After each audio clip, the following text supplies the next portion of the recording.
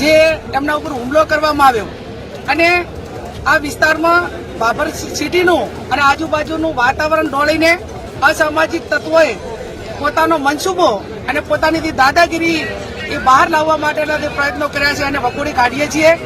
અમારી પોલીસ પાસે એક જ માગણી છે, સમગ્ર ઠાકોર સમાજના યુવાનો ધારાસભ્યશ્રી છે, અમે બધા આગેવાનો છીએ. અમારી પોલીસ પાસે 2-3 બાબતની આ બાબરના શહેરની સુરક્ષા માટેની માગણી છે. માગણીમાં મુદ્દા નંબર 1 કે આ અસામાજિક તત્વો એ તમામ દારૂનો ધંધો કરે, જુગારનો ધંધો કરે, ગાડીઓના હપ્તા ઉઘરાવવાનો ધંધો કરે, વેપારીઓ પાસે ખંડણી ઉઘરાવવાનું કામ કરે. અનેક પુરાવો છતાં પોલીસ એમની સામે કાર્યવાહી કરતી નથી ને એટલા માટે કરીને એ પૈસામાં ચકચૂર બનીને જ્યારે એમનાથી પૈસા ઘટે ને સુવિધાઓ પૂરી ના થાય ત્યારે આ પ્રકારની બદલીઓ કરવાના પ્રયત્નો કરે છે. એટલે આને ડાબે નંબર 2 ગ્રામ્ય વિસ્તારમાં ભણવા આવતી દીકરીઓ 1% પણ સુરક્ષિત નથી. 2 નંબરના બાઇકો લઈને સતત યુવાનો અસામાજિક તત્વો એમની સામે રેકિંગ કરીને ખરાબ ધંધા કરવા માટેના પ્રયત્નો કરતા હોય છે. બીજું, આવડો મોટો ઠાકોર સમાજ હોવા છતાં જો એ સમાજને જેમ ઢોર જુડે એમ નિર્ભય રીતે બેફામ રીતે મારતા હોય તો બીજા ગરીબ સમાજો એ કઈ રીતે બાબરની અંદર રહી શકે અને એમને કઈ રીતે આપણે એમને પ્રોટેક્શન આપી શકીએ એ પણ અમારી પોલીસ પાસે માગણી.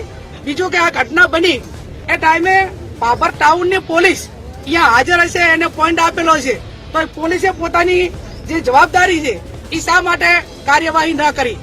જ્યારે એ લોકો મારીને નાહી ગયા અને એમ્બ્યુલન્સ આવી ત્યાં સુધી પોલીસનું કોઈ કાર્યવાહી નજરની સામે નથી આવી.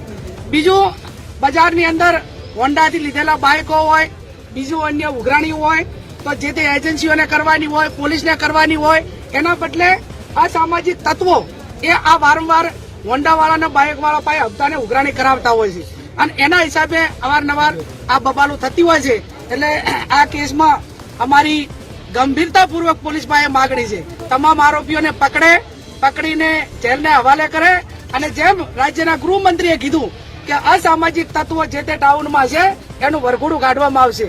તો આ તમામ આરોપીઓને પકડીને શ્યામ હોટલે જ્યાં ઘટના બની ત્યાંથી કરીને પોલીસ સ્ટેશન સુધી એનું વરઘોડું કાઢવામાં આવે અને એમના સામે કડકમાં કડક કાર્યવાહી કરીને એની સાથે સંકળાયેલા જે વોટ્સએપ ગ્રુપો છે એ વોટ્સએપ ગ્રુપો મારફત વારંવાર મેસેજ કરીને ટોળા ભેગા કરીને એકબીજાને સામૂહિક હુમલા કરે છે. તો આ કઈ રીતે બંધ થાય આ બાબતની માગણીઓ એ અમારી પોલીસ પાસે છે. અત્યારે અમે બધા જ બજારમાં મૌન રીતે ચાલીશું. બજારના વેપારીઓને વિનંતી કરશું કે બજાર બંધ રાખીને અમને સમર્થન આપે અને કાયદો અને વ્યવસ્થા જળવાઈ રહે એ રીતે શાંતિ